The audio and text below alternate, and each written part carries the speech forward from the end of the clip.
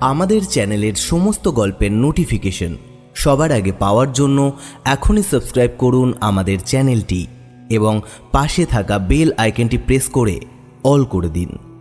Horrible উইকেন্ডে আজ আপনার জন্য হেমেন্দ্র কুমার রায়ের জয়ন্তমানিক সিরিজের গল্প কাঁচের কফিন।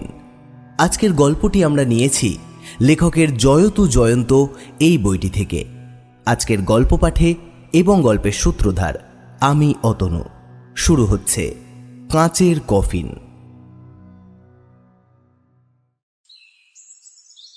বলো না আজ আমাকে চা খেতে বলো না। ঘরে ঢুকেই বলে উঠলেন সুন্দরবাবু। মানিক সবিস্ময়ে বলল, এই কি কথা শুনছি আজ আপনার মুখে? না, আজ আমি কিছুতেই চা খাবো না। একেবারে ধনুর্ভঙ্গপন। জয়ন্ত বলল, বেশ, চা না খান, খাবার খাবেন তো? কি খাবার? টিকিয়া কাবাব। ও তাই নাকি? তারপর আছে ভেন্ডালু। হাঁসের মাংস? হ্যাঁ, বনবাসী হাঁস। সুন্দরবাবু ভাবতে লাগলেন, খাবেন তো? সুন্দরবাবু একটা দীর্ঘশ্বাস ছাড়লেন। তারপর মাথা নেড়ে করুণ স্বরে বললেন, আজ আমাকে হাঁসের মাংস ধ্বংস করতে বলো না। মানিক বলল, না, হালে পানি পাচ্ছি না। হাঁসের মাংসেও অরুচি? সুন্দরবাবু এবার বোধহয় বৈরাগী হবেন। মোটেই না। তবে গৃহস্থের ছেলে হয়েও এ খাবো না ও খাবো না বলছেন কেন? পেটের অবস্থা ভালো না ভাইয়া। ওরকম হৃষ্টপুষ্ট পেট, তবুও? পেট খারাপ হয়েছে, ডায়রিয়া। তাই বলুন। তবে ওষুধ খান না। আমি হোমিওপ্যাথি জানি। এক ডোজ ওষুধ দেব নাকি? বাদ দাও তোমার হোমিওপ্যাথির কথা। আমি খাবার কি ওষুধ খেতে আসিনি, আমি এসেছি জরুরি কাজে। অসুস্থ দেহ, তবু কাজে ছুটি নেননি? কি টনটনে কর্তব্য জ্ঞান! হ্যাঁ তাই। স্বর্গবাসী ঢেকিও ধান ভানে, পুলিশের আবার ছুটি কি? হে, জয়ন্ত জিজ্ঞেস করল, নতুন মামলা নাকি? তাছাড়া আর কি? কিসের মামলা? বলা শক্ত। খুনের মামলা কি মানুষ চুরির মামলা ঠিক ধরতে পারছি না। জয়ন্তর একটু একটু করে আগ্রহ বাড়ছিল। সে সামনের চেয়ারের দিকে আঙুল দেখিয়ে বলল, বসুন সুন্দরবাবু, ব্যাপারটা খুলে বলুন। সুন্দরবাবু চেয়ারে বসে বললেন, এটা আজব মামলা বলাও চলে। রহস্যময় হলেও অনেকটা অর্থহীন। নাটকের পাত্রপাত্রী হচ্ছে 3 জন, একজন নারী আর 2 জন পুরুষ। ওদের মধ্যে একজন পুরুষ হচ্ছে আসামি। 3 জনেই অদৃশ্য হয়েছে। অদৃশ্য হবার কারণ? শোনো, বছর দেড়েক আগে সুরেন্দ্রমোহন চৌধুরী নামে এক ভদ্রলোক থানায় এসে অভিযোগ করেন তার পিতামহী সুশীলা সুন্দরী দেবীর কোনো সন্ধান পাওয়া যাচ্ছে না। ব্যাপারটা সংক্ষেপে এই রকম। সুশীলা দেবী বিধবা। তিনি তার স্বামীর বিপুল সম্পত্তির একমাত্র অধিকারিণী। তার বয়স 75 বছর। স্বাস্থ্যভঙ্গ হওয়ার দরুন ডাক্তার মনোহর মিত্রের চিকিৎসাধীন ছিলেন। সুশীলা দেবী হঠাৎ একদিন একটা ট্যাক্সি ডাকিয়ে এনে মনোহর মিত্রের সঙ্গে কোথায় যেন চলে যান। তারপর আর ফিরে আসেননি। খোঁজাখুঁজির পর জানা যায়, অদৃশ্য হওয়ার আগে সুশীলা দেবী ব্যাংক থেকে নগদ 15 লক্ষ টাকা তুলে আনিয়েছিলেন। সে টাকাও উধাও হয়েছে। ডক্টর মনোহর মিত্র নামে এক ভদ্রলোকের খ্যাতি আমি শুনেছি। পদার্থশাস্ত্রে তার নাকি অসাধারণ পাণ্ডিত্য। ইনি মনোহরবাবুকে তুমি কখনো চোখে দেখেছো? না, আমিও দেখিনি। তবে তার চেহারার হুবহু বর্ণনা পেয়েছি। কিরকম? মনোহরবাবুর হাইট 5 ফুট 4 ইঞ্চির বেশি হবে না, কিন্তু তার দেহ রীতিমতো চওড়া। তার মাথায় প্রায় কাঁধ পর্যন্ত ঝুলে পড়া সাদা ধবধবে চুল, মুখেও লম্বা পাকা দাড়ি। আর তার বয়সও 60-এর কম নয়, কিন্তু তার শরীর এখনো যুবকের মতন সবল। রোজ সকালে সূর্য ওঠার আগে পায়ে হেঁটে অন্তত 4 মাইল ভ্রমণ করে আসেন। তার চোখ সবসময় কালো চশমায় ঢাকা থাকে। টিকালো নাক, শ্যামবর্ণ, সাদা পাঞ্জাবি, থান কাপড় আর সাদা ক্যাম্পিসের জুতো ছাড়া অন্য কিছু পরেন না। বর্মা চুরুটের অত্যন্ত ভক্ত। মুখ সবসময় গম্ভীর। ডান কপালের উপরে একটা 1 ইঞ্চি পুরনো লম্বা কাটার দাগ আছে। হাতে থাকে একগাছা রূপো বাঁধানো মোটা মালাক্কা বেতের লাঠি। আরে মশাই, এ বর্ণনার কাছে তো আলোকচিত্রও হার মানে। এরপর বিপুল জনতার ভিতর থেকেও মনোহরবাবুকে আবিষ্কার করতে পারবো। সুন্দরবাবু দুঃখিত কণ্ঠে বললেন, আমি কিন্তু 1.5 বছর চেষ্টা করেও তার টিকিও আবিষ্কার করতে পারলাম না। কেন? তিনি অদৃশ্য হয়েছেন। তার বাড়ি কোথায়? বালিগঞ্জে নিজের বাড়ি, সেখানে গিয়েছিলাম, কিন্তু বাড়ি একেবারে খালি। মনোহরবাবুর পরিবারবর্গ? মাথা নেই তার মাথা ব্যথা, তিনি বিয়েই করেননি। অন্য কোনো আত্মীয় স্বজন? কারুর পাত্তা পায়নি। পাড়ার লোকের মুখে শুনলাম মনোহরবাবু জনচারেক পুরনো আর বিশ্বস্ত চাকর নিয়ে ওই বাড়িতে বাস করতেন বটে, কিন্তু হঠাৎ একদিন সবাইকে সঙ্গে নিয়ে কোথায় যেন চলে গিয়েছিলেন। জয়ন্ত খানিকক্ষণ চুপ করে থেকে বলল, আপনি বললেন সুশীলা দেবী ট্যাক্সিতে চড়ে মনোহরবাবুর সঙ্গে বাইরে বেরিয়ে গিয়েছিলেন। তার কি নিজের মোটর নেই? আছে বই কি, 1খানা নয় 3খানা। তাহলে তো মেনে নিতে হয় সুশীলা দেবীর নিজের ইচ্ছাও ছিল তিনি কোথায় যাচ্ছেন কেউ যেন জানতে না পারে। হয় তোমার অনুমান সত্য, না হয় তিনি ট্যাক্সি ভাড়া করেছিলেন মনোহরবাবুর পরামর্শে। আপনি ট্যাক্সিখানার সন্ধান নিয়েছিলেন? নিয়েছি বই কি, ট্যাক্সি চালককেও খুঁজে বের করেছি। সে আরোহীদের হাওড়া স্টেশন পর্যন্ত নিয়ে গেছে, আর কিছুই সে জানে না। তাহলে মনোহরবাবুর সঙ্গে সুশীলা দেবী বোধহয় কলকাতার বাইরে চলে গিয়েছেন, কিন্তু কলকাতার বাইরে কোথায়? আমিও মনে মনে বারবার এই প্রশ্নই করেছি, কোথায় কোথায় কোথায়। খালি ওই প্রশ্ন নয় সুন্দরবাবু, আরও সব প্রশ্ন আছে। 75 বছর বয়সে 15 লক্ষ টাকা নিয়ে সুশীলা দেবী রুগ্নদেহে এমন লুকিয়ে মনোহরবাবুর সঙ্গে চলে গেলেন কেন? তিনি বেঁচে আছেন কি নেই? মনোহরবাবু বিখ্যাত পদার্থবিদ হলেও মানুষ হিসেবে কি সাধু ব্যক্তি নন? আমার কথা এখনো ফুরোয়নি, সবটা শুনলে প্রশ্ন সাগরে তোমাকে তলিয়ে যেতে হবে। আমার আগ্রহ যে আরও বেড়ে গেল। বলুন সুন্দরবাবু, বলুন। যে মাসে সুশীলা দেবী নিরুদ্দেশ হন, সেই মাসেই আর একটা মানুষ নিরুদ্দেশ হওয়ার মামলা আমার হাতে আসে। দুটো মামলাই কিছুটা একরকম। গোবিন্দলাল রায় একজন বড় জমিদার, বয়স 70-এর কম নয়। তিনি বিপত্নিক হলেও সংসার তার বড়, 5 ছেলে 3 মেয়ে, নাতি নাতনিও আছে। কিন্তু হঠাৎ একদিন গোপনে ব্যাংক থেকে নগদ 12 লক্ষ টাকা তুলে নিয়ে তিনিও অজ্ঞাতবাসে গিয়েছেন। তবে গোবিন্দবাবু যাওয়ার সময় একখানা চিঠি রেখে গিয়েছিলেন। তাতে লেখা ছিল, আমি বিদেশ ভ্রমণে যাচ্ছি, ফিরতে বিলম্ব হবে, তোমরা আমার জন্য চিন্তিত হইও না। তারপর থেকে তার আর কোনো খোঁজ খবর নেই। 3 মাসের মধ্যেও বৃদ্ধ বাবার কাছ থেকে একখানা চিঠি পর্যন্ত না পেয়ে তার ছেলেরা আমার আশ্রয় নিয়েছিলেন, কিন্তু যথাসাধ্য চেষ্টা করেও গোবিন্দবাবু নাগাল ধরতে পারেনি। আপনি কি মনে করেন আগেকার মামলার সঙ্গে এই মামলাটারও কোনো সম্পর্ক আছে? অল্প বিস্তর মিল কি নেই জয়ন্ত? একজন অতি বৃদ্ধ নারী আর একজন অতি বৃদ্ধ পুরুষ, দুইজনেই গোপনে অজ্ঞাতবাসে গমন করেছেন, আর দুজনেই যাবার সময় আগেই ব্যাংক থেকে বহু লক্ষ টাকা তুলে নিয়ে গেছেন। দুজনই আত্মগোপন করবার দিন থেকে আজ পর্যন্ত নিজেদের অস্তিত্বের কোনো প্রমাণই দেননি। কিন্তু গোবিন্দবাবুর সঙ্গে কি মনোহরবাবুর পরিচয় ছিল? গোবিন্দবাবুর বাড়ির কোনো লোকই মনোহরবাবুর নাম পর্যন্ত শোনেননি। তাহলে আপনি কি বলতে চান?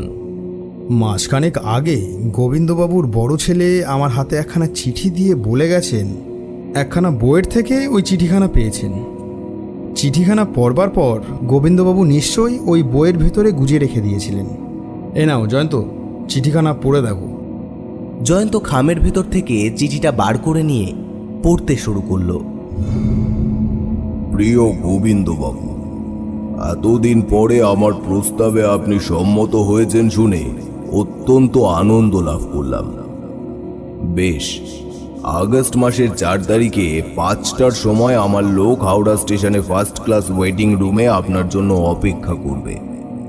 কিন্তু মনে রাখবেন, আপনাকে সঙ্গে করে আনতে হবে অন্তত নগদ 12 লক্ষ টাকা। যতদিন না আমাদের উদ্দেশ্য সিদ্ধ হয় ততদিন আমরা এইখানেই বাস করব। আমার উপরে বিশ্বাস রাখুন, আপনার কোনো আশঙ্কা নেই। পত্রের কথা কারোর কাছে প্রকাশ করবেন না। ইতি ভবদীয় শ্রী মনোহর মিত্র। সুন্দরবাবু বললেন, পড়লে? চিঠির কাগজে কোনো ঠিকানা নেই, কিন্তু খামের ওপরে ডাকঘরের নাম রয়েছে, সুলতানপুর। সুলতানপুর হচ্ছে একখানা ছোটোখাটো শহর, সেখানে আমি গিয়েছিলাম, কিন্তু ডক্টর মনোহর মিত্রের নাম পর্যন্ত কেউ শোনেনি ওখানে। সুলতানপুর ডাকঘর থেকে কোন কোন গ্রামে চিঠি বিলি হয় সে খোঁজ নিয়েছিলেন তো? তা আবার নিইনি, শুধু খোঁজ নেওয়া কি, সব জায়গাতেই নিজে গিয়ে ঢু মেরেছি, কিন্তু লাভ হয়েছে প্রকাণ্ড ঘোড়ার ডিম। জয়ন্ত চুপ করে ভাবতে লাগলো। সুন্দরবাবু বললেন, আমার কি সন্দেহ হচ্ছে জানো, মনোহর নাম ভারিয়ে কিছুদিন ওই অঞ্চলে কোথাও বাস করেছিল, তারপর সুশীলা দেবী আর গোবিন্দবাবুকে হত্যা করে তাদের সমস্ত টাকাগুলো হাতিয়ে সরে পড়েছে অন্য কোনো অজানা দেশে। জয়ন্ত যেন নিজের মনেই বলল, চিঠি পড়ে জানা গেল মনোহরবাবুর কোনো প্রস্তাবে গোবিন্দবাবু প্রথমে রাজি হননি, কিন্তু পরে রাজি হয়েছিলেন। খুব সম্ভব সেই প্রস্তাবটাই কার্যে পরিণত করার জন্য তিনি চেয়েছিলেন 12 লক্ষ টাকা। কে বলতে পারে, সুশীলা দেবীর কাছেও মনোহর ঠিক এই রকম প্রস্তাবই করেননি। কিন্তু কি সেই প্রস্তাব যার জন্য লোকে এমন লক্ষ লক্ষ টাকা খরচ করতে রাজি হয়? কেবলই কি টাকা খরচ করতে রাজি হয়, ধাপ্পার ভুলে সংসার, পুত্রকন্যা, আত্মীয় স্বজন ছেড়ে অজ্ঞাতবাস যেতেও কুণ্ঠিত হন না। সুন্দরবাবু, প্রস্তাবটা যে অতিশয় অসাধারণ সে বিষয়ে কোনো সন্দেহ নেই। মনোহরের প্রস্তাব নিয়ে বেশি মাথা ঘামিয়ে কোনো লাভ নেই।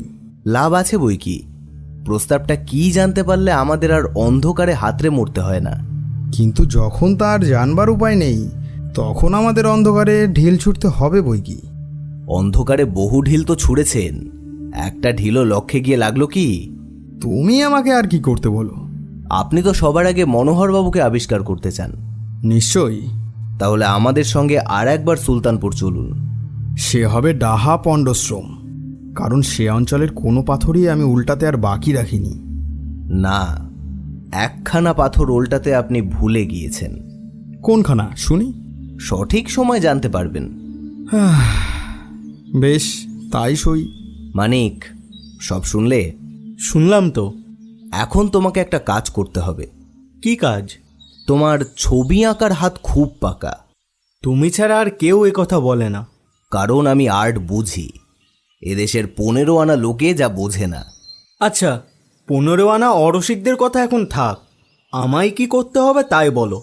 মনোহরবাবুর আকৃতি প্রকৃতির বিশেষত্বগুলো আগে তুমি সুন্দরবাবুর কাছ থেকে ভালো করে আর একবার শুনে নাও, তারপর ওই বিশেষত্বগুলি থাকবে এমন একটি ছবি এঁকে ফেলো।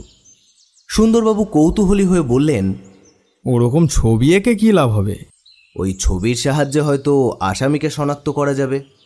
জয়ন্ত কি যে বলে তার ঠিক নেই। মনোহরকে আমিও দেখিনি, মানিকও দেখেনি।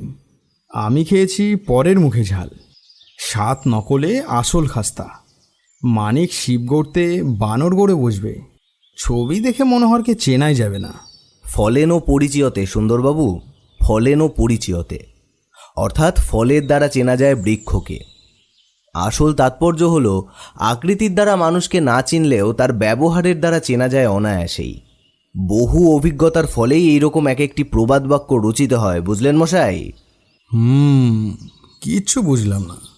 তাহলে শুনুন, পৃথিবীতে সেই জাতীয় মানুষের সংখ্যাই বেশি যাদের আকৃতির সঙ্গে সুস্পষ্ট কোনো বিশেষত্ব থাকে না। হয়তো তারা দেখতে সুন্দর, তবু তারা আমাদের দৃষ্টি আকর্ষণ করে না, হারিয়ে যায় জনতার গড্ডলিকা প্রবাহের মধ্যে। কিন্তু আপনার মুখে বর্ণনা শুনে এটুকু বেশ বোঝা গেল মনোহরবাবু ওই শ্রেণীর সাধারণ মানুষের মতো নন। তার মধ্যে একাধারে আছে একটি দুটি নয়, অনেকগুলো ক্যারেক্টারিস্টিক বা বিশেষত্বদ্যোতক লক্ষণ। যেমন উচ্চতায় সাধারণ কিন্তু চওড়ায় অসাধারণ দেহ, মাথায় কাঁধ পর্যন্ত ঝুলে পড়া ধবধবে পাকা চুল, মুখেও লম্বা পাকা দাড়ি, বৃদ্ধ হলেও যুবকের মতো সবল শরীর, চোখে কালো চশমা, সাদা পাঞ্জাবি, থান কাপড়, সাদা ক্যাম্বিজের জুতো, মুখে বা হাতে সর্বদাই বর্মা চুরুট, গম্ভীর মুখ, ডান কপালে 1 ইঞ্চি কাটা দাগ, হাতে মালাক্কা বেতের রূপো বাঁধানো লাঠি। একসঙ্গে এতগুলো বিশেষত্ব যদি ছবির মূর্তিতে ফোটে, তবে তা মনোহরবাবুর ফটোগ্রাফ না হলেও যে তাকে দেখেছে সেই এই ছবি তার বলে শনাক্ত করতে পারবে। তবু সুন্দরবাবুর মন মানল না। তিনি বললেন, তুমি কেবল নিজের মন গড়া কথাই বলছো, একটা প্রমাণও তো দিতে পারলে না। একটা কেন, অনেক প্রমাণই দিতে পারি। তাই নাকি? এদেশের কোনো গোয়েন্দা যে এমন বর্ণনা শুনে প্রতিকৃতি একে অপরাধী গ্রেপ্তার করেছে, আমি তো কখনো তা শুনিনি। এদেশের কথা শিখেই তুলে রাখুন সুন্দরবাবু, এদেশের কথা নিয়ে মাথা ঘামাবেন না। কিন্তু পাশ্চাত্য দেশের গোয়েন্দারা অনেকবারই এমনই বর্ণনা শুনে আঁকা প্রতিকৃতির সাহায্যে আসল অপরাধীকে বন্দি করতে পেরেছে। তাই নাকি? আমি তো তা জানতাম না। মানিক বলল, সুন্দরবাবু, আপনি অনেক কিছু আগেও জানতেন না, এখনও জানেন না, আবার না জানালে ভবিষ্যতেও জানতে পারতেন না। তবু জানতে গেলে এত বেশি তর্ক করেন কেন বলুন দেখি? সুন্দরবাবু দীপ্ত নেত্রে কেবল বললেন, জানাজানি নিয়ে হানাহানি ছেড়ে দাও মানিক। এখন বর্ণনা শুনে মনোহরবাবুর চিত্ররূপ আঁকবার চেষ্টা করো। কালই আমরা সুলতানপুর যাওয়ার জন্য বেরোবো।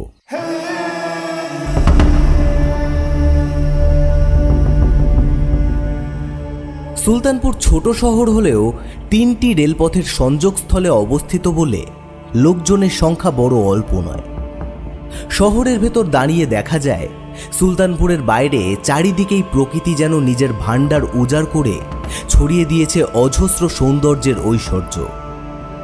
সূর্যের কিরণে ঝকমকে নদীর রূপ লীলায়িত ভঙ্গিতে ধুয়ে দিয়ে যাচ্ছে মরকত সবুজ দুর্বা ক্ষেতের পর দুর্বা ক্ষেত।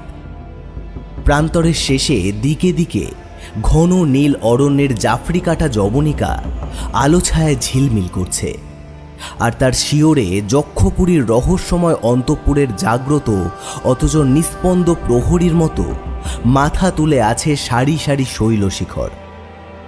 বনলক্ষ্মীর ছন্দ সুন্দর বার্তা বহন করে শহরের ভিতরে দলে দলে উড়ে আসা কলকণ্ঠ বিহঙ্গ এবং চন্দন শীতল সমীরণ থেকে থেকে এসে কোনো অজানা বনে অচেনা ফুল ফোটার কাহিনী বলে যায় সঙ্গীত মধুর ভাষায়। মানিক বলল, জয়ন্ত, এমন সব জায়গাতেই কবির কল্পনা জন্মায়। কিন্তু আমরা তো কবি নই। সুন্দরবাবু বললেন, আমরা ঠিক তার উল্টো। আমরা এখানে কাল্পনিক মিথ্যের সাথে মিতালি করতে আসি। আমরা এসেছি বাস্তব সত্যের সঙ্গে যুদ্ধ করতে। ফাঁক পেলে মানিক ছাড়ে না, বলল, সত্যের সঙ্গে যুদ্ধ করতে? সে কি সুন্দরবাবু? সত্য কি আপনার শত্রু? সুন্দরবাবুর মুখে অন্ধকার ঘনিয়ে উঠেছিল, কিন্তু জয়ন্ত তাড়াতাড়ি তার পক্ষ অবলম্বন করে বলল, না মানিক, সুন্দরবাবু বোধহয় বলতে চান উনি এসেছেন সত্যের শত্রুর সঙ্গে যুদ্ধ করতে। সুন্দরবাবুর মুখ তৎক্ষণাৎ প্রসন্ন হয়ে উঠল। তিনি বললেন, জয়ন্ত, ঠিক ধরেছ, আমি তো ওই কথাই বলতে চাই। যাক ও কথা। সুন্দরবাবু, ওই বাড়িখানা কিসের? পোস্ট অফিস যাবে নাকি? পরে ভেবে দেখব। কলকাতার বিখ্যাত চৌধুরী ব্যাংকের একটা শাখা আছে না এখানে? হ্যাঁ, সেটা এখানকার প্রধান ব্যাংক। একবার সেই ব্যাংকে যেতে হবে। কেন বলো তো? সেখানে গেলেই বুঝতে পারবেন। চৌধুরী ব্যাংক।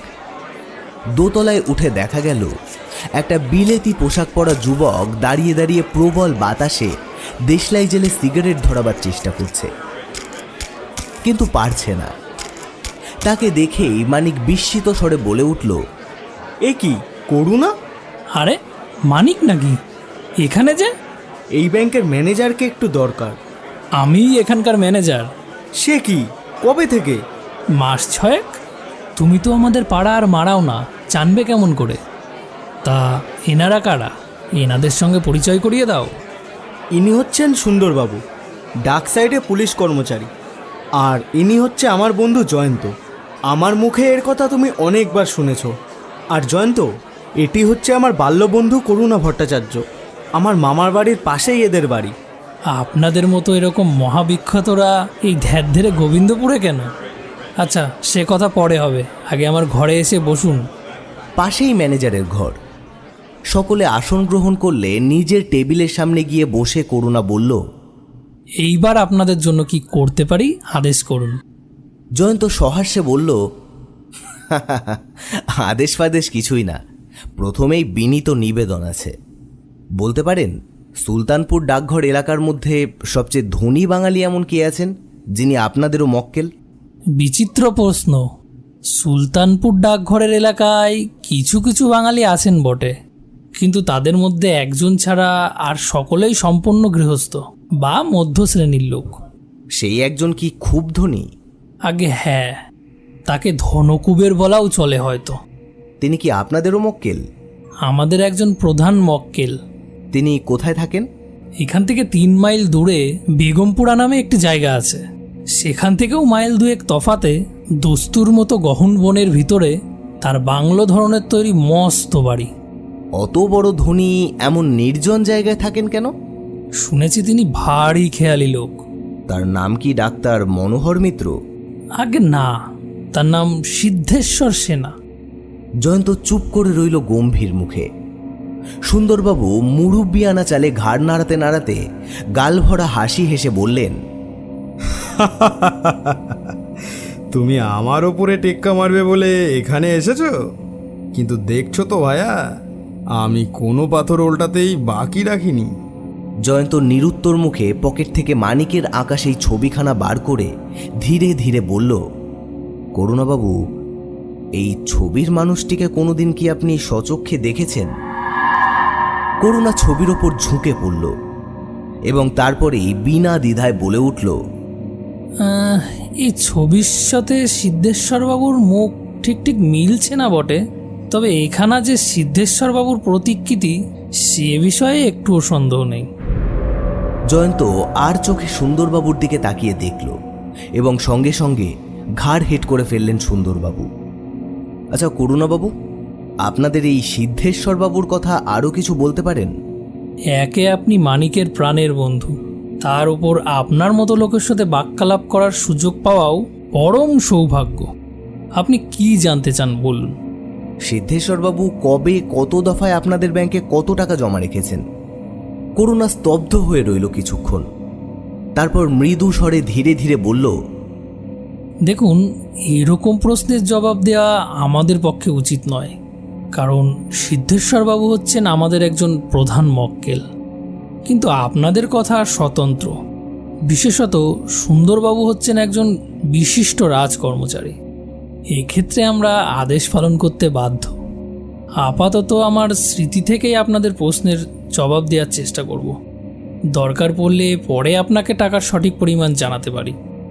শুনুন, সিদ্ধেশ্বরবাবু তার বাংলো বাড়ি তৈরি হবার পর এই অঞ্চলে প্রথম আসেন, তাও 2 বছর আগে। সেই সময় আমাদের ব্যাংকে তিনি 6 লক্ষ টাকা জমা রাখেন। দ্বিতীয়বারে প্রায় বছর 1.5 আগে তিনি এ ব্যাংকে 15 লক্ষ টাকা জমা দেন। তৃতীয়বারে সেও বোধহয় 1.5 বছরের কাছাকাছি। সিদ্ধেশ্বরবাবুর কাছ থেকে আবার আমরা 12 লক্ষ টাকা পাই, অর্থাৎ মোট 33 লক্ষ টাকা। জয়ন্ত অর্থপূর্ণ দৃষ্টিতে সুন্দরবাবুর দিকে তাকিয়ে খুব মৃদু স্বরে বলল, শুনছেন, দ্বিতীয় আর তৃতীয়বারে সিদ্ধেশ্বরবাবু এখানে জমা রেখেছেন যথাক্রমে 15 আর 12 লক্ষ টাকা। সুশীলা দেবী আর গোবিন্দবাবু কি যথাক্রমে 15 আর 12 লক্ষ টাকা নিয়ে নিরুদ্দেশ হননি? সুন্দরবাবু মৃদু স্বরে জয়ন্তর কানে কানে বললেন, কিন্তু প্রথম দফার 6 লক্ষ টাকা কোথা থেকে এলো? জোর করে কিছু বলতে চাই না, খুব সম্ভব ওটা হচ্ছে সিদ্ধেশ্বরবাবুর নিজের টাকা। আপনারা আর কিছু জানতে চান? সিদ্ধেশ্বরবাবুর ব্যক্তিগত জীবন সম্বন্ধে আপনি কিছু জানেন? বিশেষ কিছুই জানি না। মানিক জিজ্ঞেস করল, আচ্ছা করুণা, বছর 1.5 আগে কি কোনো বয়স্কা মহিলা সিদ্ধেশ্বরবাবুর অতিথি হয়েছিলেন? দেখো মানিক, বছর 1.5 আগেকার কথা আমি ঠিকঠাক জানি না, তবে এ কথা শুনেছি বটে, বছর 1.5 আগে সিদ্ধেশ্বরবাবু একটি অতি বৃদ্ধাকে নিয়ে সুলতানপুর স্টেশনে এসে নেমেছিলেন। তারই কিছুদিন পরে একটি বয়স্ক ভদ্রলোক এখানে এসেছিলেন। এও আমার শোনা কথা মানিক। শুনেছি সেই ভদ্রলোকও সিদ্ধেশ্বরবাবুর বাড়িতে গিয়েছিলেন, কিন্তু... থামলে কেন? কিন্তু কি? কিছুটা ইতস্তত করে করুণা বলল, ভাই মানিক, সিদ্ধেশ্বরবাবুর সম্বন্ধে অনেক কানাঘুষোই শুনতে পাই, কিন্তু শোনা কথা পরের কাছে প্রকাশ করতে ভয় হয়। করুণার পিঠে একটা চড় কষিয়ে মানিক অভিযোগের সুরে বলল, করুণা, আমিও কি তোমার পর? কোনো ভয় নেই, তোমার শোনা কথাই বলো। শুনেছি সিদ্ধেশ্বরবাবুর বাংলোয় একটি বৃদ্ধা নারী আর একটি বৃদ্ধ পুরুষ এসেছিল, কিন্তু আজ পর্যন্ত কেউ তাদের যেতে দেখেনি। কেবল তাই নয়, তারা যে এখনো ওই বাংলোর ভেতরে আছে এমন কোনো প্রমাণও নেই। এ যে অসম্ভব। করুণা প্রায় আতঙ্কগ্রস্ত কণ্ঠেই বলল, তুমি আমার বাল্য বন্ধু, তুমি জিজ্ঞেস করছো বলেই বলছি। সিদ্ধেশ্বরবাবুর ওই রহস্যময় বাংলো সম্বন্ধে আরও যেসব কানাকানি শুনতে পাই তা মোটেই বিশ্বাসযোগ্য নয়। ঠিক বুঝলাম না। লোকে বলে ও বাংলো হচ্ছে ভুতুড়ে। কেন? ওখানে নাকি কাচের দুটো কফিনের মধ্যে, কাচের কফিন? হ্যাঁ, ওখানে নাকি কাচের দুটো কফিনের মধ্যে একটা পুরুষ আর একটি নারীর মৃতদেহ আছে। সুন্দরবাবু চমকে উঠে প্রায় গর্জন করে বললেন, হুম। ঠিক সেই সময় ঘরের ভেতর একজন ভৃত্য এসে ঢুকল। সে বলল, সিদ্ধেশ্বরবাবু দেখা করতে এসেছেন। সবাই চমকে উঠে একে অপরের দিকে তাকালো। করুণা বলল, বেশ, তাকে এখানে নিয়ে এসো। মিনিট দুয়েক পরেই ঘরের দরজার কাছে সিদ্ধেশ্বরবাবুর আবির্ভাব। মানিকের আঁকা ছবির 12 আনায় মিলে যায় তার চেহারার সঙ্গে। ত্রস্তভাবে সকলের মুখের ওপর একবার বিদ্যুৎ বেগে চোখ বুলিয়ে নিয়ে তিনি বললেন, করুণাবাবু, আপনার ঘরে আজ অনেক অতিথি দেখছি। আমি জানতাম না, মাফ করবেন, আর একদিন আসবো। বলতে বলতে সিদ্ধেশ্বরবাবু চলে গেলেন। সুন্দরবাবু তার দোদুল্যমান ভুঁড়িকে রীতিমতো কাহিল করে তড়াক করে এক সুদীর্ঘ লাফ মেরে সচিৎকারে বললেন, পাকড়াও পাকড়াও, মনোহর মিত্তির পালাচ্ছে, ওকে গ্রেপ্তার করো, ওকে গুলি করে মারো। জয়ন্ত হাত বাড়িয়ে সুন্দরবাবুর কাঁধ চেপে ধরে কঠোর কণ্ঠে বলল, শান্ত হন সুন্দরবাবু, শান্ত হন। লম্পঝম্প আর চিৎকার করে ভাড়ামি করবেন না। আসুন দেখা যাক মনোহরবাবু এরপরে কি করেন। তারপর ব্যাংকের বারান্দায় গিয়ে দেখা গেল রাস্তায় মনোহরবাবু তার মোটর বাইক চালিয়ে সবেগে চলে গেলেন। সুন্দরবাবু বললেন, এখন আমরা কি করব? নিচে নেমে গিয়ে মোটর চড়ে মনোহরের পিছু নিতে পারি বটে, কিন্তু ততক্ষণে আসামি আমাদের নাগালের বাইরে চলে যাবে। করুণার দিকে ফিরে জয়ন্ত বলল, আপনি তো মনোহরবাবুর বাংলোয় যাবার রাস্তা জানেন। জানি। তাহলে সময় নষ্ট না করে আমাদের সঙ্গে চলুন। মনোহরবাবু তো বাংলোখানা আর কফিন দুটো কাঁধে করে সঙ্গে নিয়ে যেতে পারবেন না। আগে দেখা যাক তার বিরুদ্ধে কি কি প্রমাণ আছে, তারপর তাকে ধরতে আমার বেশিক্ষণ সময় লাগবে না। সকলে পুলিশের জিপের উপর চড়ে বসল এবং সঙ্গে চলল কয়েকজন সামরিক পুলিশ। খানিকক্ষণ পরেই পিছনে পড়ে রইল সুলতানপুর এবং সামনে এগিয়ে এলো ভূস্বর্গের বর্ণোজ্জ্বল দৃশ্য। আকাশ, পাহাড়, কানন, সূর্যকর ও লতাপাতা, ফুল, এমনকি মৌমাছি, প্রজাপতি ও পতঙ্গ পর্যন্ত যেন চোখের সামনে ধরে রাখবার চেষ্টা করছে রামধনুর 7টি বর্ণমালা। ঝরঝর ঝর্ণা ঝরছে শ্যামল শৈলের কোলে। সূর্যকিরণ তারও শিকড়গুলির মধ্যে সঞ্চারিত হয়ে রচনা করেছে ইন্দ্রধনুর ছন্দ। বেগমপুরাও পিছনে গিয়ে পড়ল। সামনে এবার দূরারোহ পর্বতমালার তলায় মাথা তুলে দাঁড়ালো দুর্গম অরণ্য এবং তারই বুক চিরে সর্পিল গতিতে এগিয়ে গেছে একটি নাতি বৃহৎ পথ। সেই জনহীন পথে নীরবতা ভেঙে ছুটে চলল পুলিশ জিপ। মানিক বলল, এমন জায়গাতেও মানুষ থাকে? সুন্দরবাবু বললেন, মনোহর মানুষ নয়, অমানুষ। নিজের যোগ্য জায়গায় বেছে নিয়েছে, কিন্তু আমার খালি এই কথাই মনে হচ্ছে, জয়ন্ত কেমন করে সন্দেহ করলো যে সুলতানপুরের চৌধুরী ব্যাংকের সঙ্গে মনোহরের কোনো সম্পর্ক থাকতে পারে? আন্দাজ সুন্দরবাবু, আন্দাজ। আমার বিশেষ অটুট কোনো যুক্তি নেই, আন্দাজেই অন্ধকারে ঢিল ছুঁড়েছি। আন্দাজটা কি শুনতে পারি? গোড়া থেকেই আমার দৃঢ় ধারণা ছিল মনোহরবাবু সুলতানপুর ডাকঘরের এলাকার মধ্যেই বাসা বেঁধেছেন।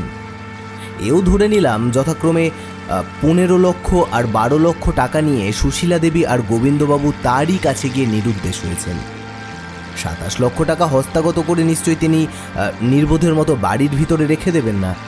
বাড়িতে চোর ডাকাতের ভয়, ওদিকে ব্যাংকে রাখলে টাকা সুদে বাড়ে। তারপর ও টাকার কথা না হয় ছেড়েই দিলাম। মনোহরবাবুকে তিনি লিখেছিলেন, যতদিন না আমাদের উদ্দেশ্য সিদ্ধ হয় ততদিন আমরা এখানেই বাস করব। কিন্তু মানুষের খাওয়া পড়ার জন্য তো টাকার দরকার হয়। টাকা আগাছার মতো আপনা আপনি মাটি ফুঁড়ে গজিয়ে ওঠে না। নিজের ভরণ পোষণের জন্য মনোহরবাবু নিশ্চয়ই কিছু টাকা ব্যাংকে গচ্ছিত রাখবেন। সুতরাং কোনো না কোনো দিক দিয়ে তার সঙ্গে যে ব্যাংকের সম্পর্ক আছে এটা আমি আগে থাকতেই আন্দাজ করতে পেরেছিলাম, অবশ্য আন্দাজ মাত্র। সুন্দরবাবু তারিফ করে বললেন, বারে আন্দাজ, বলি হারি। করুণা বলল, ওই যে সিদ্ধেশ্বর অর্থাৎ মনোহরবাবুর বাংলো দেখা যাচ্ছে। বাবা, কীরকম বাংলো! চারিদিকে ঘন জঙ্গল আর ঝোপঝাড়, প্রকাণ্ড কালো পাহাড় মাথার উপর থেকে ঝাঁপ দেবে বলে হুমড়ি খেয়ে আছে। এ যেন হানাবাড়ি, গা ছমছম করে ওঠে। মনোহরটা বোধহয় এখানে বসে সব সাধনা করত। সে মন্ত্র পড়ে দিলে রাত্রে মরা দুটো জ্যান্ত হয়ে উঠত। এত কাঠখড় পুড়িয়েও তান্ত্রিক খুনিটাকে ধরতে পারলাম না। আমার এই আফসোস রাখবার ঠাঁই নেই, কপাল। গাড়ি ফণি মনসার বেড়া দিয়ে ঘেরা একখানা সুদীর্ঘ একতলা বাড়ির সামনেকার খোলা জমির ওপর গিয়ে দাঁড়ালো। সারি সারি ঘর, সামনে টানা চওড়া দালান। জঙ্গলের ভিতর থেকে ভেসে আসছে ঘুঘুর ডাক, তাছাড়া আর কোনো জনপ্রাণীর সাড়া নেই। এ যেন এক অপরিসীম বিজনতার রাজ্য। স্তব্ধতার মধ্যে প্রাণ হাঁপিয়ে ওঠে। স্বভাবত উচ্চকণ্ঠে সুন্দরবাবুও সেখানে চেঁচিয়ে কথা বলতে পারলেন না। সেখানে চিৎকার করাও যেন নিয়ম বিরুদ্ধ। চুপি চুপি বললেন, মনোহরের লোকজনরাও কি আমাদের গাড়ির আওয়াজ পেয়ে চম্পট দিয়েছে? অসম্ভব নয়, দেখা যাক। এই বলে জয়ন্ত এগিয়ে গিয়ে দালানে উঠল। তার পিছন পিছন চলল আর সকলে। নিজেদের পায়ের শব্দে তারা নিজেরাই চমকে উঠতে লাগল। দালানের ওপর দাঁড়িয়ে একবার এদিক ওদিক তাকিয়ে দেখল জয়ন্ত। তারপরে সামনের একটা ঘরের দিকে সোজা এগিয়ে গেল এবং সঙ্গে সঙ্গে সুগম্ভীর কণ্ঠে শোনা গেল, ওদিকে নয়, ওদিকে নয়, এদিকে আসুন, আপনাদের বাঁ দিকের শেষ ঘর। সচকিত হয়ে সকলে একসঙ্গে ফিরে দাঁড়ালো বিদ্যুতের মতো। সুন্দরবাবু এতক্ষণ দেখতে পাননি, বাঁদিকের শেষ ঘরের পর্দা দেওয়া দরজার দুপাশে দাঁড় করানো রয়েছে দুটো সর্বাঙ্গ সম্পূর্ণ নর কঙ্কাল। আঁতকে উঠে অস্ফুট কণ্ঠে তিনি বললেন, আর নয়, এবেলা সরে পড়ি এসো, মরার হাড় এখানে কথা বলে। আবারও শোনা গেল সেই কণ্ঠস্বর, ভয় নেই, ও দুটো হচ্ছে রক্ত মাংসহীন কঙ্কাল মাত্র। নির্ভয়ে ঘরের ভিতরে আসুন। গভীর কণ্ঠস্বর, কিন্তু তার মধ্যে রয়েছে যেন ব্যঙ্গের আভাস। আকস্মিক কণ্ঠস্বর শুনে জয়ন্ত কেবল বিস্মিত হয়েছিল। তার মনে কোনোদিনই ভয় ডরের বাসা ছিল না। সে দৃঢ় পদে এগিয়ে গেল। ঘরের ভিতর থেকে কে বলল, পর্দা ঠেলে প্রবেশ করুন। দুহাতে দুদিকে পর্দা সরিয়ে জয়ন্ত ঘরের ভেতর গিয়ে দাঁড়ালো। সামনেই একখানা ইজি চেয়ারের ওপর আধশোয়া অবস্থায় স্বয়ং মনোহর মিত্র। এ দৃশ্য একেবারেই অপ্রত্যাশিত। জয়ন্ত পর্যন্ত হতভম্ব হয়ে গেল। মনোহরের গম্ভীর মুখে একটুখানি হাসির ফিনিক ফুটে উঠেই মিলিয়ে গেল যেন। তিনি বললেন, আমি পালাইনি দেখে অবাক হচ্ছেন? অবাক না হলেও চলবে। আপনারা আসবেন জেনেই আমি এখানে আপনাদের অভ্যর্থনা করবার জন্য অপেক্ষা করছি। আপনারা দয়া করে আসন গ্রহণ করুন, এখানে আসনের অভাব হবে না। পিছন থেকে সুন্দরবাবু বলে উঠলেন, ছদ্মনামের আড়ালে যে লোকটা 23 লক্ষ টাকা ব্যাংকে জমা দিয়েছে তার বাড়িতে আসনের অভাব হবে না, আমি তা জানি। মনোহরের একটুও ভাবান্তর হল না। খুব সহজ স্থির কণ্ঠে তিনি বললেন, নানা কারণে সময় আত্মগোপন করবার দরকার হয় অনেকেরই, এমনকি আপনাদেরও। আমরা মাঝে মাঝে আত্মগোপন অর্থাৎ ছদ্মবেশ ধারণ করি অসাধুদের শাস্তি দেওয়ার জন্য, কিন্তু তুমি? কালো চশমার আড়ালে মনোহরবাবুর দুটো চোখ রাগে জ্বলে উঠল কিনা তা বোঝা গেল না, কিন্তু তার গম্ভীর কণ্ঠস্বর আরও কঠিন হয়ে উঠল। ধীরে ধীরে তিনি বললেন, আমি মহাশয়ের যে বয়সেও বড়, বিদ্যা বুদ্ধি মান সম্ভ্রমেও বোধহয় ছোট নই। আমাকে তুমি বলে সম্বোধন করে ভদ্রতার অপমান না করলেই বাধিত হব। আপনারা অসাধুদের দণ্ড দেবার জন্য ছদ্মবেশ ধারণ করেন, কেমন? তাহলে জানবেন, আমি ছদ্মনাম গ্রহণ করতে বাধ্য হয়েছি মনুষ্য জাতির মঙ্গলের জন্য। সুন্দরবাবু টিটকিরি দিয়ে বলে উঠলেন, ও হো হো হো, মনুষ্য জাতির মঙ্গলের জন্য ধরায় অবতীর্ণ হয়েছেন বিংশ শতাব্দীর অভিনব যীশুখ্রিস্ট। তাই তিনি সুশীলা দেবী আর গোবিন্দবাবুকে হত্যা করে কাচের কফিনে পুরে রেখে দিয়েছেন। তাই তিনি ওই দুই হতভাগ্যের কাছ থেকে 27 লক্ষ টাকা অপহরণ করে ধরা পড়বার ভয়ে ছদ্মনামের আশ্রয়ে ব্যাংকে জমা দিয়েছেন। এরপর কি করা উচিত বলুন দেখি? আপনাকে সাধুবাদ দেব না হাত করিয়ে আনবার হুকুম দেব? একটুও বিচলিত না হয়ে স্থির কণ্ঠে মনোহর বললেন, লোকে আমাকে অপবাদ দেয় আমি নাকি হাসতে জানি না, কিন্তু আপনার কথা শুনে আজ আমার প্রাণপণে অট্টহাস্য করবার ইচ্ছে হচ্ছে। আমি সুশীলা দেবী আর গোবিন্দবাবুকে হত্যা করেছি? কোন প্রত্যক্ষদর্শী আপনার কানে এই অপূর্ব খবরটি দিয়ে গিয়েছেন শুনি? দেখুন, ধাপ্পা দিয়ে আমাকে ভোলাবার চেষ্টা করবেন না। বলতে পারেন সুশীলা দেবী আর গোবিন্দবাবু আজ কোথায়? তারা এই বাড়িতেই আছেন। হ্যাঁ, কাচের কফিনের ভেতরে। বারবার কাঁচের কফিন বলে চিৎকার করবেন না। আমার বাড়িতে কফিন বলে কোনো জিনিসই নেই। তাই নাকি? এখানে কাচের কফিন আছে কি না সেটা খানা তল্লাশি করলেই জানতে পারা যাবে। এতক্ষণ পরে মনোহর হঠাৎ সোজা হয়ে উঠে বসলেন। কাচের কফিনের কথা ছেড়ে দিন। আপনি আগে জীবন্ত অবস্থায় কাকে দেখতে চান, সুশীলা দেবীকে না গোবিন্দবাবুকে? সুন্দরবাবু প্রথমটা থতমত খেয়ে গেলেন, তারপর বাঁধো বাঁধো গলায় বললেন, কোথায় সুশীলা দেবী? আগে তাকেই দেখতে চাই। উত্তম। বলে মনোহরবাবু গলা চড়িয়ে ডাকলেন, সুশীলা, সুশীলা। বাড়ির ভিতর থেকে গানের মতো একটা আওয়াজ শোনা গেল। হ্যাঁ, কি বলছেন?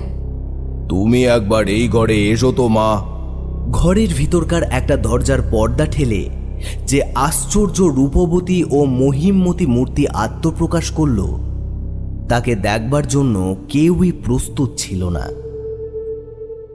এ মূর্তি যে মাটির পৃথিবীর, স্বচক্ষে দেখে কেউ তা বিশ্বাস করতে পারল না। মনে হলো সে যেন কোনো অজানা স্বর্গের অবাস্তব স্বপ্ন। পৌরাণিক কাব্যে যেসব উর্বশী, রম্ভা, মেনকা ও তিলোত্তমা প্রভৃতির কাল্পনিক বর্ণনা পাঠ করা যায়, এই মূর্তির তাজা রূপমাধুরীর কাছে ম্লান হয়ে যায় সেই সব বর্ণনাও। ষোড়শী কি বালিকা? একে দেখলে ভালো করে তাও বোঝা যায় না। বিপুল বিস্ময়ে জয়ন্ত বলে উঠল, উনি কি সুশীলা দেবী? হ্যাঁ, কিন্তু এখন থেকে ইনি নতুন নামে আত্মপরিচয় দেবেন। নতুন নাম? হ্যাঁ, ললিতা দেবী। সুন্দরবাবু দৃঢ় কণ্ঠে বললেন, ইনি ললিতা দেবী কিংবা পালিতা দেবী হতে পারেন, কিন্তু ইনি সুশীলা দেবী নন। কেন বলুন দেখি? সুশীলা দেবীর বয়স 75 বছর। ঠিক, কিন্তু এখন তার বয়স 75 হলেও তিনি আর বৃদ্ধা নন। পাগলের মতন কি আবল তাবল বকছেন? হ্যাঁ, সুশীলা দেবী নবযৌবন লাভ করেছেন। শাক দিয়ে মাছ ঢাকবার চেষ্টা করবেন না মনোহরবাবু। কেন? প্রাচীনা কি আবার নবীনা হতে পারে না? অসম্ভব। জরার পর মৃত্যু, জরার পর আর যৌবন নেই। বিজ্ঞানের মহিমায় সবই সম্ভব। আমি ভবিষ্যৎবাণী করছি, বিজ্ঞান একদিন মানুষকে অমর করবে। আপনার ওই নির্বোধের স্বর্গে আমাদের টেনে নিয়ে যাওয়ার চেষ্টা করবেন না। হয় কাজের কথা বলুন, নয় নয় নয় থানায় চলুন। বেশ, তবে কাজের কথাই শুনুন। মনোহরবাবু ধীরে ধীরে উঠে দাঁড়িয়ে ডাকলেন, মা সুশীলা। বাবা, সে কি মানুষের কণ্ঠস্বর না বীণার ঝংকার? তুমি এখন বাড়ির ভিতরে যাও, এই ভদ্রলোকদের জন্য একটু চাটা পাঠিয়ে দাও। সুন্দরবাবু ব্যস্তভাবে সভয়ে বলে উঠলেন, না না, এখানে আমরা চাটা খেতে আসিনি। ভয় নেই, আপনাদের চায়ে কেউ বিষ মিশিয়ে দেবে না। বিষ থাক আর না থাক, এখানে চা আর টা কিছুই খাওয়া চলতে পারে না। আপনাদের সকলেরও কি একমত? জয়ন্ত বলল, আমার অন্য মত, আমি চা টা সব খাবো। কি বলো মানিক? আমিও তোমার দলে। করুণাবাবু কি বলেন? পরম সুন্দরী সুশীলা, ওকে কি দেবী বলে ডাকবো মনোহরবাবু? ওকেই জিজ্ঞাসা করুন। আবার বেজে উঠল সেই কণ্ঠস্বরের বীণা। বাবার কাছে আমি সুশীলা, কিন্তু আপনারা তো সেই সুশীলাকে দেখেননি। আপনারা ললিতা বলেই ডাকুন। বেশ, করুণাবাবু, এই পরমা সুন্দরী ললিতা দেবী যদি তার সুন্দর হাত দিয়ে সুন্দর চা তৈরি করে দেন, তাহলে সুন্দরবাবুর মতো আপনিও কি তা পান করবেন না? করব না বলেন কি? আমি তো নির্বোধ নই। সুন্দরবাবু, আপনি কি এখনও মত বদলাবেন না? মনে রাখবেন, চায়ের সঙ্গে আবার টা। সুন্দরবাবু জয়ন্তর মুখের দিকে তাকিয়ে বলল, কি আর করি বলো, তোমরা সবাই যখন রাজি, তখন আমার আর এক যাত্রায় পৃথক ফল হয় কেন? আমিও রাজি। ললিতা দেবীর গোলাপের মতো ঠোঁটে যে মিষ্টি হাসিটুকু ফুটে উঠল, তাও যেন নীরব সঙ্গীতের মতো সুন্দর। তিনি নমস্কার করে জীবন্ত স্বপ্ন প্রতিমার মতো পাশের ঘরে অদৃশ্য হয়ে গেলেন। মনোহর গম্ভীর স্বরে বললেন, শুনুন সবাই, জড়ার কারণ কি মানুষ যে তা জানে না এ কথা সত্য নয়, বরং এ কথাই সত্য যে জড়ার কারণ তার কাছে অজ্ঞাত নয়, এইটুকুই জানে না সে। সুন্দরবাবু মুখভঙ্গি করে বললেন, বাবা, এ যে হেয়ালি। এসব সূক্ষ্ম বৈজ্ঞানিক ব্যাপার আপনাদের যে কেমন করে বোঝাবো বুঝতে পারছি না। রেডিও অ্যাক্টিভ বস্তু কাকে বলে জানেন? জয়ন্ত বলল, জানি। আমাকেও মাঝে মাঝে অল্প স্বল্প বৈজ্ঞানিক পরীক্ষা করতে হয়, যদিও তা ধরার মধ্যে পড়ে না। বিজ্ঞানে আমি একেবারে অজ্ঞ, বাংলায় বুঝিয়ে দিতে পারেন? ইংরেজি তাও ঠিক আছে, বাংলায় শুনলে একেবারে অজ্ঞান হয়ে যাবেন। তা আবার হয় নাকি? বাংলা আমাদের মাতৃভাষা। আমাদের মাতৃভাষার অভিধানে রেডিও অ্যাক্টিভের অর্থ এইভাবে বোঝানো হয়েছে: আশু বিকিরণ দ্বারা বিদ্যুৎ মাপক প্রভৃতির ওপর ক্রিয়াকরণ অক্ষম, মানে রেডিয়াম, ইউরেনিয়াম, পলানিয়াম প্রভৃতি সম্পর্কে কিরণ বিকিরণ অক্ষম। কি বুঝলেন বলুন? ব্যাপার বুঝবো কি, আরও গুলিয়ে গেল, মাথা বো বো করে ঘুরছে। এই জন্য কি কবি গান বেঁধেছেন, আমরি বাংলা ভাষা?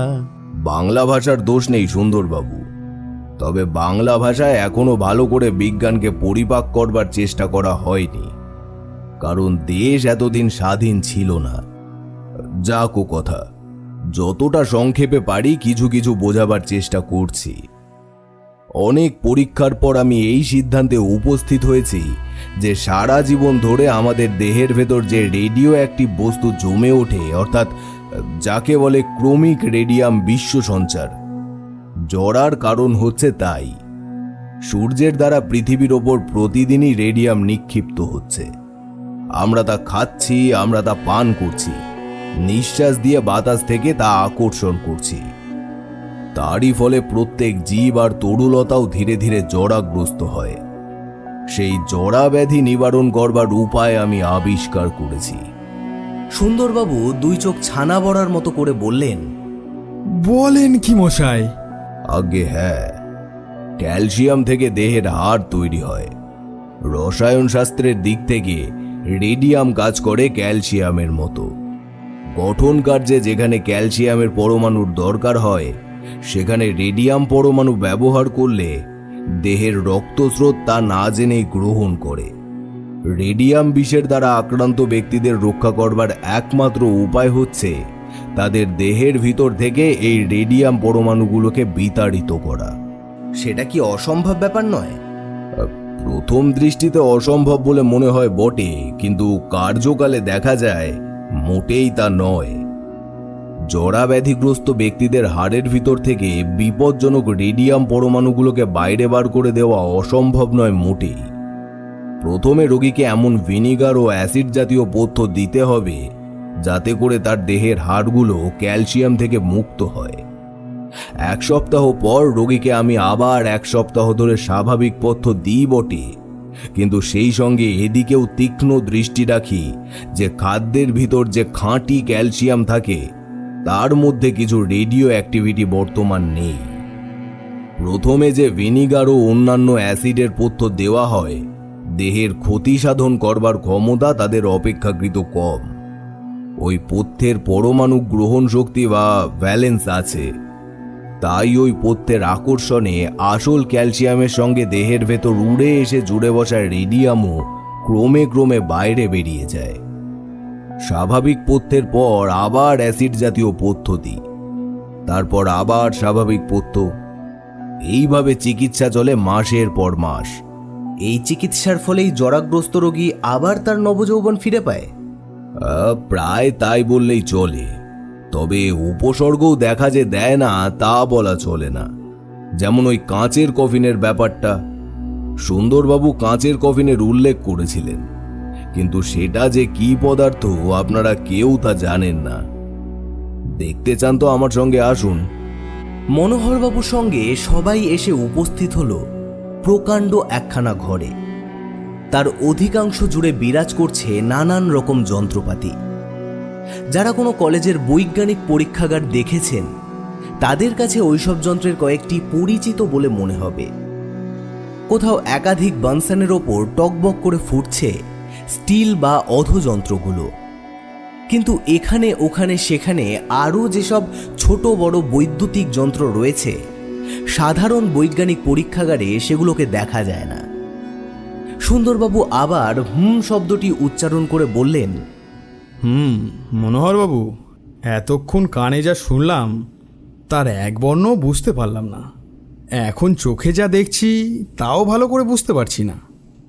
আপনি বোধহয় আবার লেকচার শুরু করবেন, কিন্তু তার আগে আমার গোটা কয়েক সহজ প্রশ্নের জবাব দেবেন। আজ্ঞা করুন।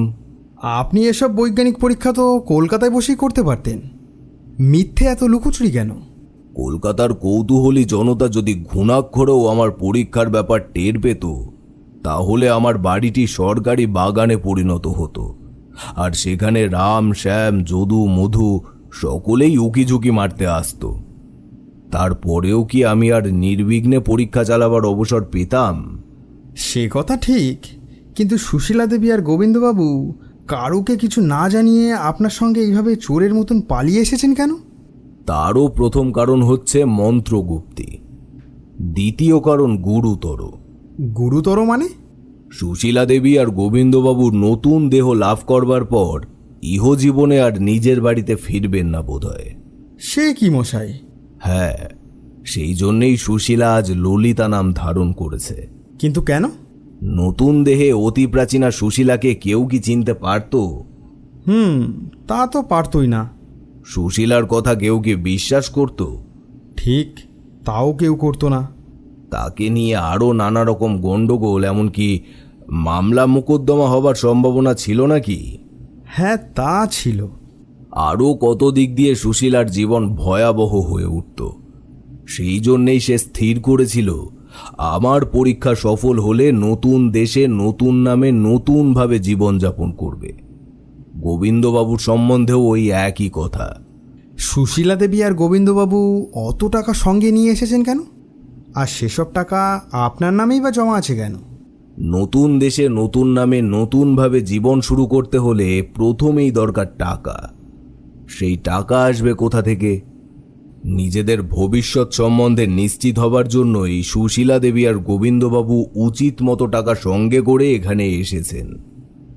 ওদের টাকা আমার ছদ্মনামে জমা রেখেছি কেন, তাই তো? আমি জানতাম পুলিশ ওদের খোঁজ করবে। ওদের নামে টাকা জমা রাখলে পুলিশ ওদের সন্ধান পেত। আর কোনো প্রশ্ন আছে? আর একটা প্রশ্ন, যদিও ললিতা দেবী সুশীলা দেবী কিনা সে কটকা আমার মন থেকে এখনো দূর হয়নি, তবুও ওটা আপাতত ধামাচাপাই থাক। কিন্তু প্রশ্ন হচ্ছে গোবিন্দবাবু কোথায়? সে প্রশ্নের জবাব না দিয়ে মনোহর ফিরে দাঁড়িয়ে বললেন, জয়ন্তবাবু, যে উপসর্গের কথা বলছিলাম এইবারে সেটা দেখবেন, আসুন।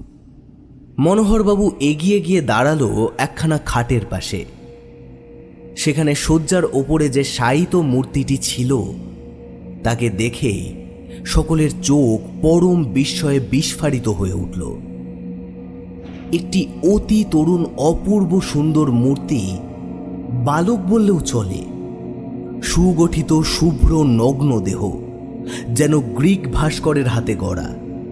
কিন্তু সবচেয়ে আশ্চর্য ব্যাপার হচ্ছে সর্বাঙ্গ তার কাঁচ দিয়ে মোড়া, এবং সেই কাঁচ যেন কেউ গলিয়ে এমনভাবে মূর্তির ওপর ঢেলে দিয়েছে যে সারা দেহের সঙ্গে তা অচ্ছেদ্যভাবে সংযুক্ত হয়ে আছে। মনোহর বললেন, সুন্দরবাবু, এই আপনার কাঁচের কফিন। কিন্তু কাচের কফিনের ভেতরে ওটা কি রয়েছে? রঙিন মোমের পুতুল না মৃতদেহ? আরও কাছে গিয়ে ভালো করে তাকিয়ে দেখুন। না, ওটা মোমের পুতুলও নয়, আবার মৃতদেহও নয়। ও যে জীবন্ত, ওর সর্বাঙ্গে যে জীবনের রং, জীবনের আভাস। এমনকি দুটো বন্ধ চোখের পাতাও থেকে থেকে কেঁপে কেঁপে উঠছে। ও এখনো ঘুমোচ্ছে, কিন্তু ওর ঘুম ভাঙতে আর বেশি দেরি নেই। জয়ন্ত জিজ্ঞেস করল, আসল ব্যাপারটা কি মনোহরবাবু? আমি নিজেই জানি না। ওই কাঁচের আবরণই আমার সৃষ্ট নয়। পর্যায়ক্রমে ক্যালসিয়াম পথ্য দিয়ে আবার তা বন্ধ করে বেশ কিছুকাল চিকিৎসা চালাবার পর রোগী হঠাৎ দীর্ঘকাল ব্যাপী নিদ্রা ঘুরে আচ্ছন্ন হয়ে পড়ে, আর তার সর্বাঙ্গ জুড়ে দেখা দেয় ওই কাঁচের আবরণ। কিছুকাল পরে আবার রোগীর ঘুম ভাঙে, কাঁচের আবরণ ফেটে যায়, তারপর উঠে বসে তার জাগ্রত মূর্তি। এর অর্থ আমিও জানি না। সুন্দরবাবু হতভম্বের মতো বললেন, বাবা, এই যে মানুষ কুটি পোকা। মানিক জিজ্ঞেস করল, ও মূর্তিটি কার? গোবিন্দবাবুর। তার বয়স তো 70 বছর। সুশীলার বয়সও 75 বছর ছিল। সকলে অবাক হয়ে ভাবতে লাগলো। এমন সময় সুশীলা এসে ঢুকলো সেই ঘরে। সেই সুমধুর কণ্ঠে সে বলল, বাবা, ও ঘরে খাবার দেওয়া হয়েছে। মনোহর এতক্ষণ পরে একটু হেসে বললেন, চলুন, এই বিজনে বসে আপনারা খাবারের মধ্যে কোনো বিশেষত্ব পাবেন না। বাড়িতে যা ছিল তাই দিতে পেরেছি। স্যান্ডউইচ, শিক কাবাব, রুটি মাখন, চা আর মিষ্টান্ন।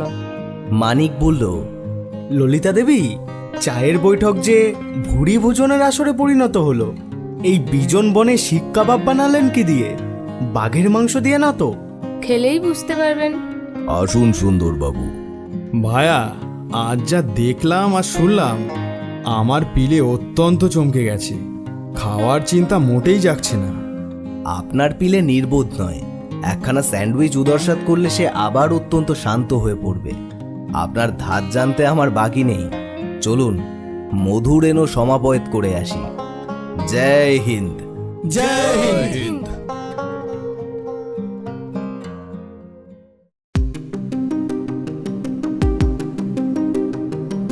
শুনলেন কাঁচের কফিন, রচনা হেমেন্দ্র কুমার রায়। ইন্সপেক্টর সুন্দরবাবুর চরিত্রে অমিত, মানিকের ভূমিকায় শুভজিৎ, করুণা, সম্পদ, সুশীলা, পূজা এবং জয়ন্ত, মনোহর মিত্র এবং ভৃত্যের ভূমিকায় অতনু। আবহ এবং প্রচ্ছদ টিম হরেবল উইকেন্ড।